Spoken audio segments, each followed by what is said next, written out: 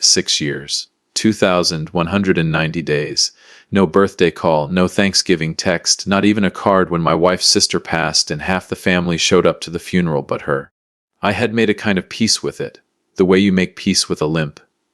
Not because it stopped hurting, but because you learned how to walk around it. Then my phone lit up on the workbench in my garage at 10 past midnight on a Wednesday, and 6 years of careful, hard-won peace came apart in about the time it takes to read a sentence. I didn't know the number.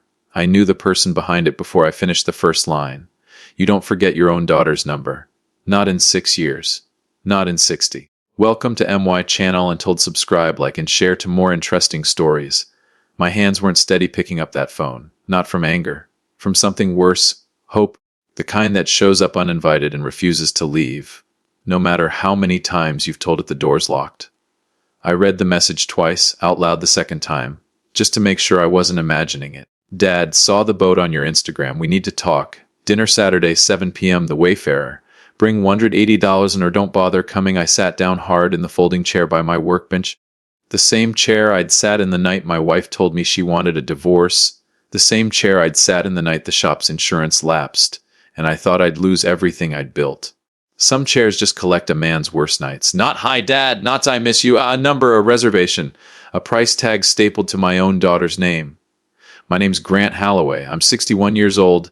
I ran a precision machine shop outside Spokane for 31 years before I sold it, and I want to tell you what happened after that message landed on my phone. Because I think you need to hear where it went. It didn't go where I expected. It sure didn't go where she expected. Some part of me, the stubborn, foolish, permanently hopeful part that apparently lives in every father whether he wants it there or not, whispered that maybe this was her way back, clumsy, ugly. But a door cracked open all the same. I was wrong about that. I just didn't know it yet. I didn't answer that night. Couldn't. I was afraid if I picked up the phone and heard her voice, I'd either fall apart or say something I could never take back. So instead I got up and walked through my own house at 1 a.m, like a man checking for ghosts. I stopped at the end of the hallway, where the pencil marks were still on the doorframe, her height every birthday, until she turned 13 and told me marking a doorframe was for babies. I stood outside her old bedroom door, closed now for 6 years, and put my palm flat against the wood, and let myself remember the last time I'd seen her standing in it. She was 24, screaming at me in my own living room because I wouldn't sign a loan for her boyfriend's revolutionary energy drink startup. A different boyfriend than the one waiting for her now. A preview I hadn't recognized as a preview. If you actually loved me, you'd believe in the people I love, she'd said. Meredith, please. Let's just talk about this like adults, I'd said. And I remember my own voice cracking on the word adults, like some part of me already knew how that would age. You've never believed in anything I've done. You just want to control me with your money. She slammed the door hard enough that the framed photo of her college graduation fell off the wall behind me, and the glass shattered across the hardwood. She never looked back to see it. She never looked back at all. Not for 6 years. I went back down to the kitchen and read her text again in my own voice, at almost 2 a.m, in a house that had been too quiet for far too long. I bring 180,000 or don't bother coming. At 27 years I raised that girl, taught her to ride a bike in the church parking lot on Fernwood, sat up with her 3 nights running when she had pneumonia in 3rd grade. Paid for the orthodontist, the volleyball camps, the Honda she wrapped around a light post 4 months after I signed the title over. And here we were. A dollar figure and a dinner reservation. I should tell you about her mother, because none of this happened in a vacuum. Denise and I split up 9 years ago. Civil enough on paper. Underneath, it was something closer to a slow bleed. She kept the house in the settlement, went through most of it on a timeshare in Cabo, and a business venture that folded in 18 months, and somewhere in the wreckage of all that, she stopped being my ex-wife in our daughter's eyes and started being the reasonable one, the wronged one, and I became the villain in a story Meredith had been told so many times she'd stopped questioning whether it was true. Your father chose his shop over us. Your father's cheap. Your father never really loved us enough to give more. 6 years of that, and Meredith believed it the way you believe water is wet. I found an old photograph that same night, tucked in a kitchen drawer under a stack of takeout menus. Her high school graduation. Both of us grinning like a couple of idiots, my arm around her shoulders, so proud I could barely hold still for the picture. I sat there staring at it a long time, and I understood looking back that she'd already started becoming someone else's daughter, somebody else's version of who I was supposed to be. So here's the story I told myself, sitting at that table at 2 in the morning with a photograph in one hand and a ransom note in the other. She's 29 now. She's engaged. Maybe she finally sees her mother clearly. Maybe this is a bad, clumsy attempt to reach for her father, wrapped in the only language she's had for 6 years, money. I clung to 3 words in that text like a man clings to a life ring. We need to talk. Never mind that they were bracketed by a ransom demand. I needed them to mean something. By Thursday, I'd agreed to the dinner. But before I go further, I want to be straight with you about something, because it matters. I didn't hire anyone to dig into her fiancé's life. I wasn't running some sting. I just wanted to know, the way any father would want to know, exactly who was about to marry my little girl. His name was Julian Cross. In the one brief phone call where we set up the dinner, Meredith told me he ran a boutique wealth management firm downtown. Brilliant, she said, connected, going somewhere fast. The way she talked about him, you'd have thought the man had personally invented money. So Thursday night, after the call, I sat down at my computer with a cup of coffee going cold beside me, and I told myself I was just being a normal, curious father. His firm's website was slick, clean fonts, a professional headshot, a photo of Julian shaking hands with men in $5,000 suits at some gala. For about 10 minutes, I let myself think maybe I'm about to feel foolish for worrying. Then I found the crack. A civil suit filed 2 years back, settled quietly, terms sealed. In my old business, when a machined part comes back with even a hairline flaw, you don't shrug it off. You trace it to the source, because a small defect nearly always means something bigger hiding underneath. Turns out people work the same way. A second lawsuit, same pattern. Former clients alleging that their invested funds had simply vanished. I pulled the corporate filings for his firm, a registered address that turned out to be a mailbox rental store off the interstate. Partners listed proudly on the homepage who didn't exist in any public record I could find. No LinkedIn, no bar admission, no filing anywhere. Ghosts in tailored suits. I sat back in my chair and thought, very clearly, very calmly, something is deeply wrong with this man, and my daughter is about to marry him. I didn't call her. I didn't call the police. I closed the laptop, drank the last of my cold coffee, and told myself what I'd been telling myself since the message came in. I'll know more by Saturday. I had no idea that Thursday night how much further down the hole went. Friday night I found the regulatory filings. A formal state securities inquiry, quietly opened 3 weeks earlier, paired with an emergency motion to freeze his firm's operating accounts. I read those documents 3 times, the same way I'd read her text message the week before. My hands were steady this time, cold almost. In the shop, when you find a flaw that deep, you don't get emotional. You get precise. I traced it through county property records, court judgments, tax liens stacked 3 deep on top of defaulted loans. A house in the Ridgeline Estates neighborhood that a man with his declared income had no earthly business owning. Demand letters from former clients asking, politely at first and then not so politely, where their retirement money had gone. This wasn't a man living large off smart investing. This was a man running a slow-motion collapse, patching one hole with the next unlucky client's cash, praying the whole structure held together long enough for him to marry into a fresh source of capital. My cash. My $180,000, dangling in that text message like bait on a hook. That money wasn't going to fund a wedding. It was a lifeline. Enough to buy him a few more weeks before the regulators and the receivers closed in. If I wired it, I wouldn't be helping my daughter start a marriage. I'd be funding a fraud with my own 2 hands, all because I loved her enough to want to believe her. I printed every page. The suits, the lions, the shell filings, the freeze motion. I slid them into a plain manila folder, the same kind I used to keep quality control reports in back at the shop, and I sat with it closed in front of me on the kitchen table for a long time. Most men, I imagine, would have called the police right then, or called their daughter and screamed down the line. That wasn't my plan. My plan was simple. Go to that dinner. Show her the truth, calm and steady, father to daughter. Save her from a man who was about to take her down with him. And maybe, get a piece of my daughter back in the process. I didn't know yet, sitting there Friday night with the folder closed in front of me, that she wasn't going to make any of that easy. Saturday arrived faster than I wanted. I dressed the way I dress for anything that matters. Plain button down. The gray sport coat I've owned since Clinton was president. The one Denise used to say made me look like a substitute history teacher. I didn't care. I wasn't going there to impress anybody. I was going there to see my daughter's face for the first time in 6 years. I drove the Lexus. Couldn't really avoid it. It's the only car I own now, a gift to myself after 3 decades of 60-hour weeks. It was a photo of that same car posted on Instagram by my niece that had apparently tipped Meredith off that her supposedly stingy old man had some liquidity after all. Rain came down light and steady the whole drive across town. Wipers on low, radio off. I wanted to think, not listen. The Wayfarer sits in one of those upscale strip malls where the lighting is always warm and the waiters look like they trained somewhere in Europe. I'd eaten there maybe twice in my life, both times for something that mattered. This mattered more than either of those times combined. I saw them before they saw me. Meredith sat in a corner booth in a dress that probably cost more than my first truck, back when trucks cost what trucks were supposed to cost. Beside her sat the man I only knew from a stock photo headshot on a firm's homepage. Tailored navy suit, dark hair combed back, a smile that looked warm right up until you noticed it never reached his eyes. Meredith didn't look up.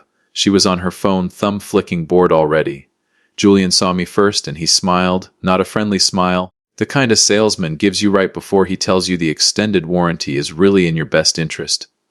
I sat down. The manila folder rested on my lap, out of sight, beneath the table's edge. Meredith finally glanced up from her phone. "You actually came," she said, like it surprised her. Like part of her had been hoping I wouldn't. 6 years of silence, and that was the greeting. "I told you I would," I said as gently as I could manage. The first 10 minutes were about as pleasant as a root canal. Julian did most of the talking. Meredith sipped a glass of wine that, based on the menu I'd glimpsed, cost more per pour than what I used to pay some of my machinists per hour when I opened the shop. "So, Grant," Julian said, leaning back like he owned the booth. "Meredith tells me you were in." "What manufacturing?" "Precision tooling," I said. "Ran a machine shop for 31 years. Right. Interesting." He said, "Interesting the way you say it when it isn't. I've actually got a few clients in that space. Small operators, mostly. Nothing at my level, obviously, but respectable little outfits. Talking down to me at my own daughter's table, like I hadn't put a roof over her head for 18 years running that small outfit." Meredith didn't correct him, didn't say a single word in my defense. Just nodded along and took another sip, like watching a stranger belittle her father was a perfectly normal part of a Saturday evening. "Dad," she said finally, setting her glass down, "we have something important to discuss. We don't want to waste your time. There it is, right on schedule." She reached into her bag and slid a folded document across the tablecloth toward me, like she was closing a business deal instead of talking to her father. Julian leaned in, elbows on the table, his voice dropping into something warmer, more reasonable, the tone of a man doing you an enormous favor just by explaining the terms. "Look, Grant," he said, "we know you two have had a rough patch. 6 years is a long time. But Meredith's ready to put that behind her, let you back into her life properly. All you have to do is sign this agreement, wire the 180 by Monday morning, and you get the honor of walking your only daughter down the aisle." Dishonor, like he was handing me a gift, like I should have been thanking him. I didn't move. I didn't blink. I looked at my daughter, waiting for her to jump in, to say, "That's not really how I meant it, Dad." She didn't. She just watched me with a look I recognized immediately. Cold, patient, calculating. Her mother's eyes, exactly. "Consider it an advance on my inheritance," Meredith said, flat matter of fact, like she was reading off a grocery list. "You're driving a $100,000 car, Dad. Don't tell me you don't have it. It's your duty." Duty, 27 years, and that's the word she landed on. Not love, not family, like I was a contractor who'd fallen behind on an invoice. Somewhere behind us a pianist was playing something soft and pleasant, completely at odds with what was happening at our table. I could hear my own pulse over it, slow, heavy, deliberate, like something in my chest wanted to make absolutely sure I was paying attention. I kept my face calm. "I want you to understand that took everything I had, because something that had been hanging on by a single thread for 6 years finally gave way, clean and quiet, right there in that booth. They weren't inviting me back into their lives. They were selling me a seat at a table, and they expected gratitude for the privilege. I didn't raise my voice. I'm not a man who raises his voice when it matters most. 31 years in that shop taught me the calmer you stay when something's gone badly wrong, the better your odds of actually fixing it. I put both hands flat on the table and looked past Julian entirely, straight at my daughter, like he wasn't even in the booth. Meredith, I said, steady, quiet. I need Julian to step away from the table for 5 minutes. Just you and me. I have something in this folder I need to show you privately. She glanced sideways at him. He didn't move an inch, just crossed his arms, leaned back, and gave me that same salesman's smile. Anything you have to say to my fiancé, he said, you can say in front of me. Grant. I didn't look at him. Wouldn't give him the satisfaction. Meredith, I said again, eyes locked on hers. Please. As your father. 5 minutes. This isn't about the money. A long silence. Something shifted behind her eyes. Not softness. Not the daughter I remembered. Annoyance, like I'd become an inconvenience at her own table. No. Dad. She snapped it loud enough that the couple at the next booth turned. Whatever you have to say it right here. Julian is my future husband. We're a team. Stop trying to play games and drive a wedge between us. As a team, like I was the opposing side. Are you going to take care of me the way a father should? She said, colder now. Or are you just here to waste our time again? Again. As if showing up 6 years later on her terms at her price made me's the one who'd let her down. I sat there and really looked at her. Past the dress, past the wine, past the ring on her finger that a con man had bought with somebody else's stolen retirement savings. And I saw the same girl who'd screamed at me in my living room 6 years earlier and slammed a door hard enough to shatter glass. She didn't want a father. She wanted a mark. And she was completely at ease with that, sipping her wine like it cost her nothing at all. I understood something in that moment, and it hurt worse than anything Denise had ever done to me in the divorce, worse than 6 years of poison poured slowly into our daughter's ear. I couldn't save her. Not if she didn't want saving. I slid the pen back across the tablecloth untouched. I reached down, lifted the manila folder off my lap, and set it gently in the center of the table, right between the wine glasses and that ridiculous agreement with my name waiting on a signature line. Everything you need to know about the man you're marrying is in that folder, Meredith, I said, calm, even. The same voice I used to walk a nervous new hire through a machine that could take his fingers off if he wasn't careful. 6 years ago you stood in my living room and told me I never believed in anything you did. I came here tonight after 6 years of silence, hoping I could protect you from the worst mistake of your life, and you won't give me 5 minutes to be your father. I looked at Julian, held his eyes steady. I'm not signing this, I said. I'm not wiring a single dollar. Nobody said anything. The piano kept playing soft and stupid and entirely wrong for the moment. I reached into my wallet, laid $100 bill beside the water glass I hadn't touched all night, and stood up, buttoning my jacket the way I used to before walking into a client meeting worth a year's revenue. Goodbye, Meredith, I said, and I walked out. I didn't look back. I could feel them behind me. The confusion, the anger, maybe the first flicker of something like fear, though I doubt either of them yet understood what was actually sitting in that folder. I walked past the hostess stand into the cool, wet parking lot, rain still coming down light and steady under the lamps. I sat in the Lexus a long moment before I even started the engine, hands on the wheel, heart pounding like I'd just come out of surgery instead of dinner. I just walked away from my daughter again. But this time it felt different. This time I wasn't running from her.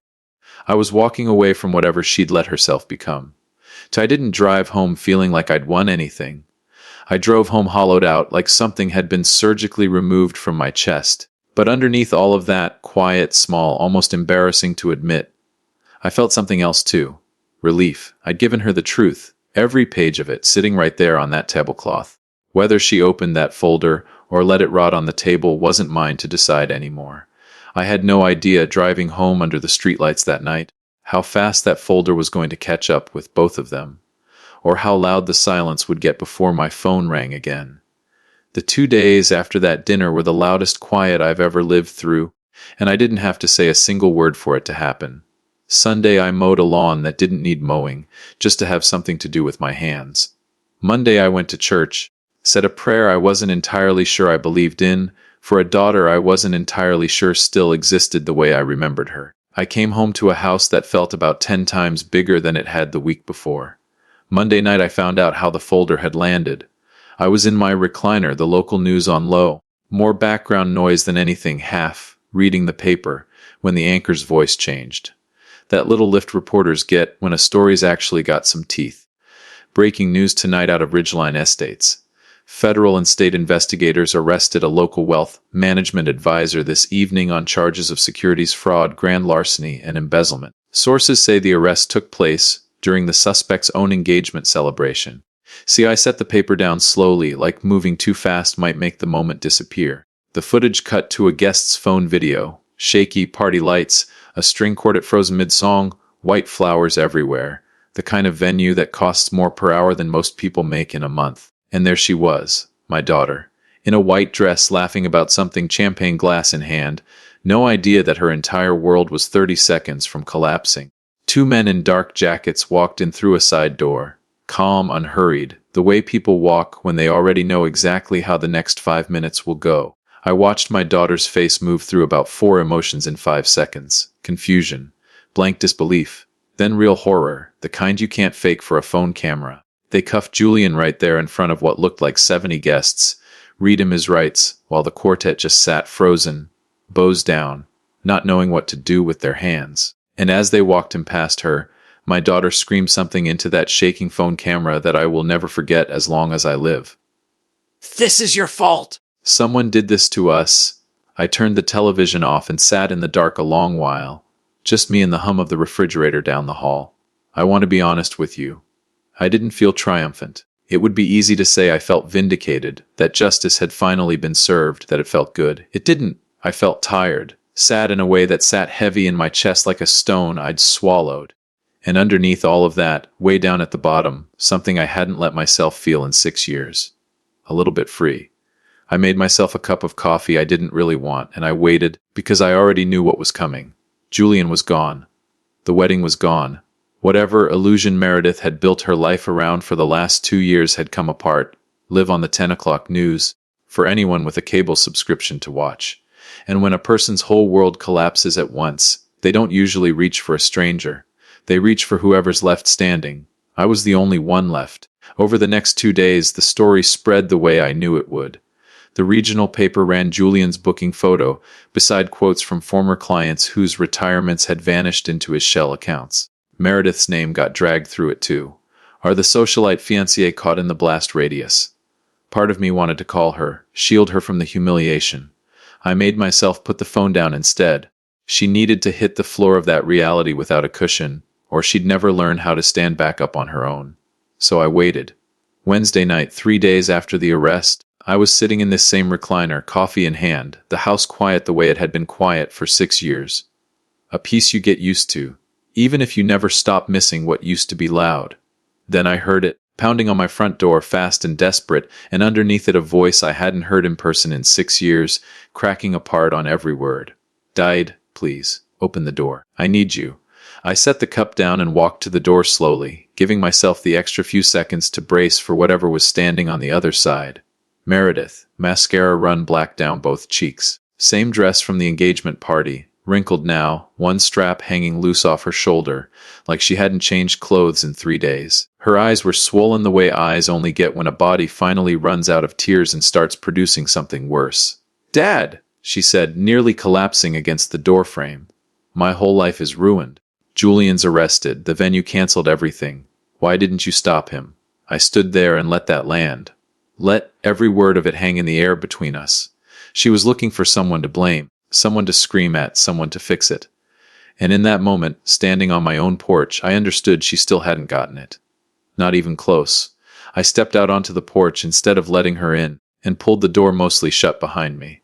"I sat 3 feet from you at that dinner, Meredith," I said, keeping my voice calm and even, the tone I used to use when a piece came off the line wrong, and somebody needed the truth without panic wrapped around it. "I asked you for 5 minutes. 5 minutes to try to save you. And you told me I meant nothing to you unless I handed over a check. Now I need you to hear this the same way." Her sobbing got louder. "I didn't know he was a criminal. He lied to me." "I know he lied to you," I said. "That's exactly why I tried to show you the truth.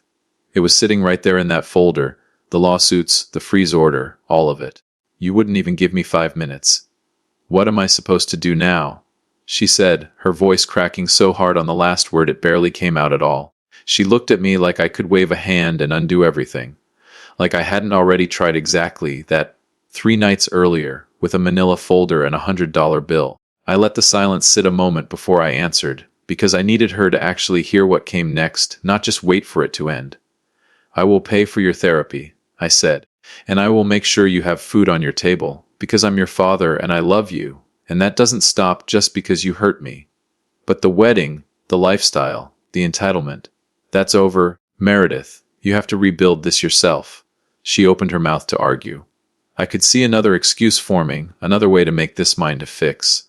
I let her get 2 words in before I spoke again. Softer this time because underneath everything, she was still my daughter, and some things don't stop being true, no matter how bad it gets. I love you, I said.